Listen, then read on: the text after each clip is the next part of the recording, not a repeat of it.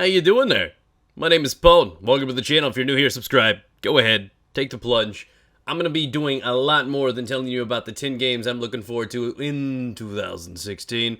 I'm going to be giving you guys a little bit of basic information about them, and if you're looking for more details, I'll leave some good information and trailers and whatnot in the description of this video. So, subscribe, stay tuned. If there are any of these games that you are interested in, I will be featuring them on my channel when they are released. So let's just get started. Number 10 on the list is going to be Call of Duty Modern Warfare 4. Now, what we know so far about this is that it's not actually Modern Warfare 4. There's no confirmation on this. We could definitely be getting Ghost 2. I personally think that would be a bad idea, seeing as how big of a disappointment Ghost was originally, but when the New Year's came in on the Infinity Ward Twitter, they did tweet saying, "We hope to reach new heights," and kind of gave an image of a former astronaut from the Ghost campaign, kind of leading people to think that Ghost 2 is what's going to be here instead of Modern Warfare 4.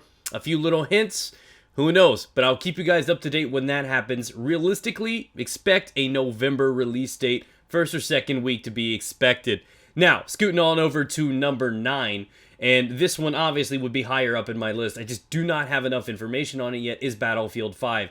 They have mentioned that it is on schedule. It is to be released November, October-ish, in that vicinity. We're going to see what happens exactly with Battlefield 5. They really do have a lot of pressure on them, seeing as how Battlefield 4 was an extreme disappointment. They had to usher in community test environments for the game to get into an actual working experience. So yeah, the eyes of the community are entirely on them. We've been let down with a really abysmal launch with Battlefield 4, and I feel like because of that pressure, because of that disappointment, they don't have room for error. They have no room for fault. They have to deliver, and that extra pressure, I think, is what's going to push this game to be absolutely incredible. Moving on over into number 8. This is a very underrated game. A lot of people do not even know about it. It's called FORTNITE. I think the game's absolutely incredible. It's going to be a blast to play with friends. It's going to be fun yet competitive, and it kind of reminds you of a zombie survival game. But this case is you actually build your own base. You've obviously, I mean, in today's day and age, you've thought about what you would do if the zombie apocalypse happened. This game gives you the ability to build your own fortress and defend it against hordes of enemies. And that seems pretty cool, right? It's not just traditional survival or waves of zombies. You gotta make it happen, defend it at all costs, survive, and kill the zombies. Boarding up windows is a thing of the past. They're changing the way these zombie games are played. It looks very fun, actually. I'm really stoked for it. Now, moving on up into number 7. This is going to be Homefront Revolution. Now, this one, you know, this is a gamble. Realistically, I thought Homefront was great. A lot of people thought it was going to be the Call of Duty killer. Never understood that. It had potential. I had a lot of fun playing it.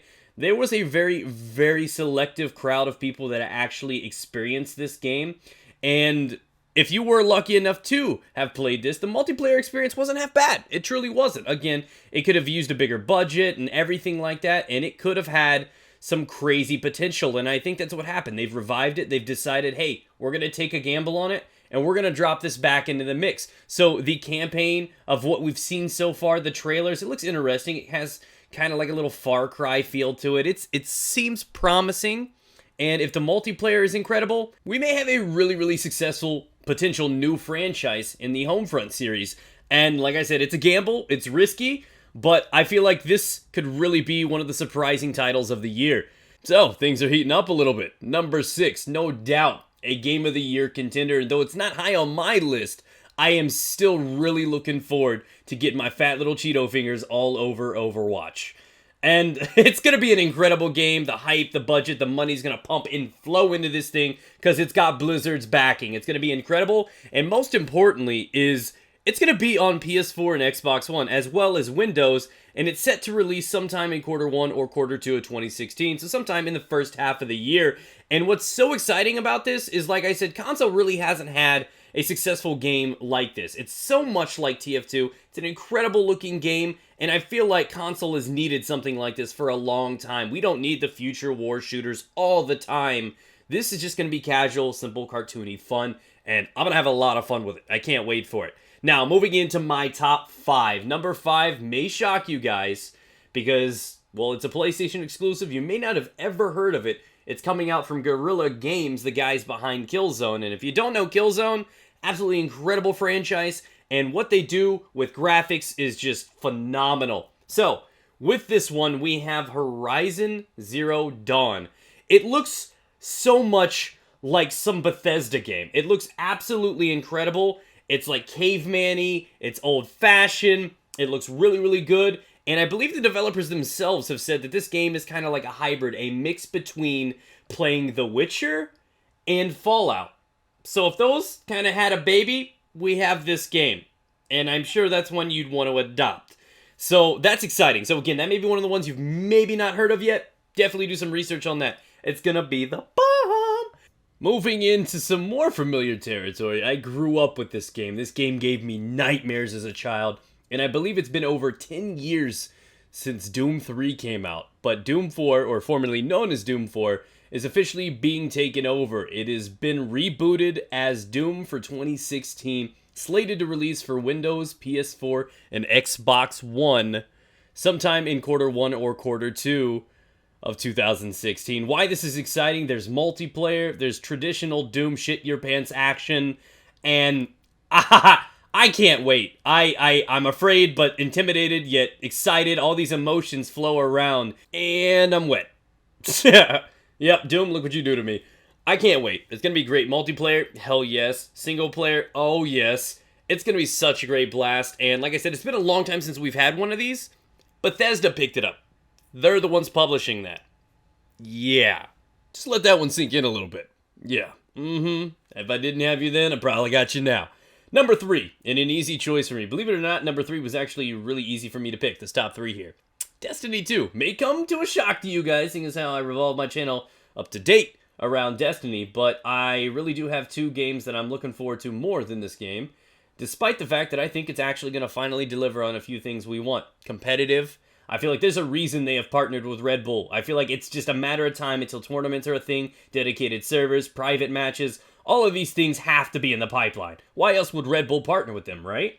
So I feel like that's also a reason for their lack of transparency with the community. The reason they haven't addressed things like lag and dedicated servers and problems is because I think they're working on implementing them for Destiny 2, and we're going to see if it happens. And I'm really stoked for it. It could just be my hopes and dreams.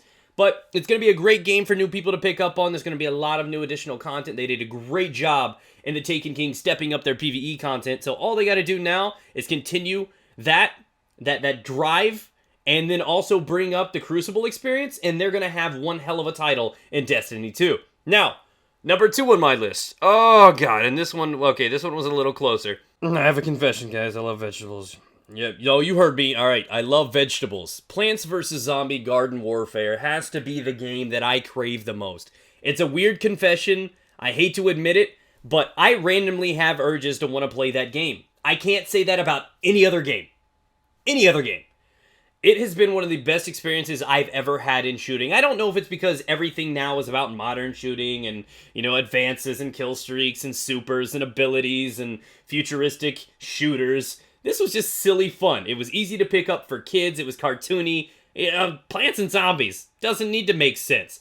It just played awesome. There was room for competitive, but you could play, you could compete, you can earn game currency that would allow you to unpack cards, have something that game for, add to your collection, and some of those could actually build up to customization or cosmetic additions. There was a lot to have in that game, and it was so much fun. And I know it's weird to admit, but if I had to pick one game out of 216 that I could get this year, it would be this game. If it was the only game that I could get in 2016, it would be Plants vs. Zombie Garden Warfare. Yeah. Maybe you guys want to do a little bit of research on it. I can't wait to get my hands on it. Super excited for that one. So now that the surprising sleeper is out of the way, the obvious choice here. Use your psychic powers. Go ahead. Leave a comment down below. What is my number 1 choice? I'll give you 5 seconds. Okay, I'll give you a hint. It starts with D, and it ends with not calling her back. Wait, what? I mean, Division. That's what I mean. It's going to be an awesome game. Now, this is going to be the game, if it's executed right, and it is going to be a popular title. The hype is out there right now for it. Division could potentially be Game of the Year. This is the one that most people will expect to take it this year. A lot of people knew that Fallout was going to be Game of the Year last year. A lot of people think the Division has the chance. And seeing as how it's got an early year release in March, I believe March 8th, it's going to be a freaking powerhouse. And I can't wait to see where it goes. This is a game that is going to do just what Fallout did. It's going to steal away a lot of loyal players to a lot of other games and franchises. It's super promising.